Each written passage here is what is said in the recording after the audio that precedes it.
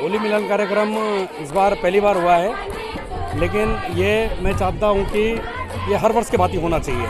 और संदेश ये है कि जो होली का त्यौहार मनाया जाता है ये प्रेम प्रसंग का त्यौहार है। इसमें भाईचारा या किसी के साथ किसी तरह की कोई खटपट है या कोई मनमुटाव है तो आज का दिन ही एक ऐसा दिन होता है कि सारी नाराज़गी को भुला के एक नए शुरुआत होती है, जिसमें हम इस पर्व को मनाते हैं और रंगों के माध्यम से जितने भी गिला शिकवा हैं उन सबको दूर करके एक भाईचारा प्रेम समाज के भीतर एक मैसेज देना चाहते हैं कि सब लोग एकजुट होकर रहें, एकता के साथ रहें। और इस तरह के कार्यक्रम प्रत्येक ग्राम सभा के भीतर होने चाहिए, जिससे वर्ष में एक बार सबको एक दूसरे के बीच आने का मौका मिले। कई लोग नौकरी पर रहते हैं, कई लोग दूर दराज रहते हैं, कई लोग कामकाज में रहते हैं, तो हम चाहते हैं कि ऐसे मौके पे सभी लोग अमूमन घर आते हैं। तो जब घर आए तो उनसे एक वार्तालाप भी होती है, एक मेल मिलाप भी होता है, मुलाकात होती है, तो एक दूसरे से जान पहचान होती है और प्रेम भाव बढ़ा रहता है। इसीलिए इस अवसर पर हमने सोचा कि इस बार ग्राम सभा कोटगी के भीतर इस तरह की एक नई पहल की जाए, जिसमें लोगों ने प्रतिभाग भी किया, बहुत अच्छे तरीके से प्रतिभाग किया। और आज आप देख रहे होंगे कि जितना हुजूम लोगों का यहाँ पे है, और इसमें ग्राम कोटगी, भटवाड़ी, सिंधराणी, आपका सारी, आपका कोटी, आपका कुइली, कुलजाना, जोंदला, तमाम जितने भी गांव हैं सब गांव के लोग यहाँ पे आए हैं और सबने अपना अपना प्रतिभाग किया है। ये सबसे पहले जो उत्तराखंड में होली की परंपराओं का जो एक सिलसिला जो है, ये बैठकों का दौर बहुत पहले से उत्तराखंड में है।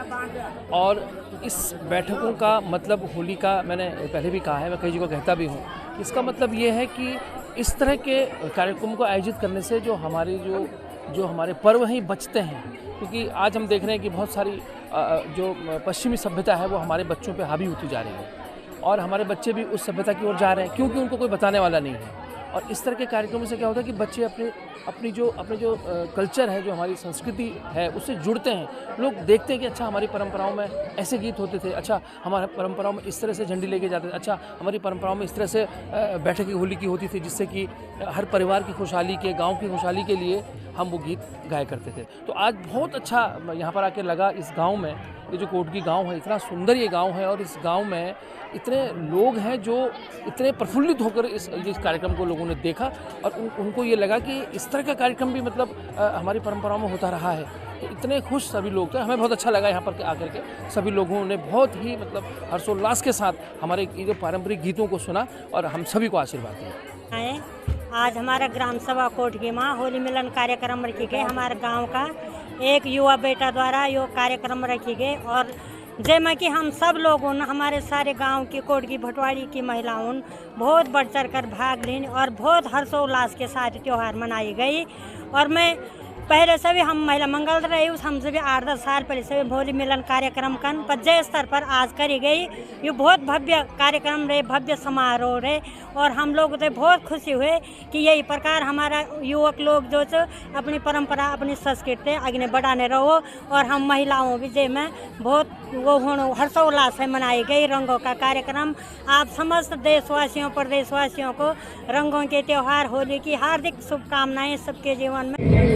और इस पूरे जनपद रुद्रप्रयाग के तमाम जितने भी इस प्रदेश के भीतर, इस उत्तराखंड के भीतर जितने भी वासी हैं, इस देश के भीतर जितने भी देशवासी हैं, उन सभी को इस मां चंडिका की पावन धरती से समस्त देशवासियों को इस प्रेम, प्यार, उमंग और उत्साह के इस त्योहार की बहुत बहुत शुभकामनाएं मेरे साथियों।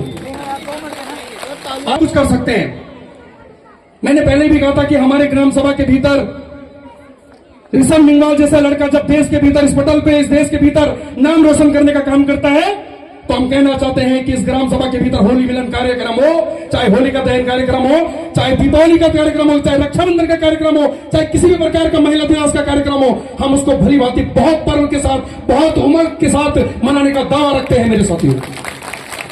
और आज इस होली के त्योहार के दिन हम एक प्रण लेते हैं बर्तन हर किसी के घर में बर्तन बसते हैं, कोई दिक्कत नहीं है, लेकिन जब एक माँ चंडिका की पावन धरती पर हम आते हैं, भगवान के समक्ष हम आते हैं, तो सारी द्वेष भावनाएं छोड़ के आना चाहिए। हम सब एक हैं, इस समाज के भीतर हम सब मानव हैं। सबसे पहले न जाति न धर्म के बंधन में बांधने दीजिए, कोई जाति और कोई धर्म नहीं होता है, न जाति न धर्म के बंधन में बनने दीजिए और न किसी का गुलाम बनने दीजिए, कि न जाति न धर्म के बंधन में बनने दीजिए और न किसी का गुलाम बनने दीजिए। और होंगे कितने खिलाफ मेरे, मैं इंसान हूं, मुझे इंसान रहने दीजिए, और हम इंसान है सबसे पहले।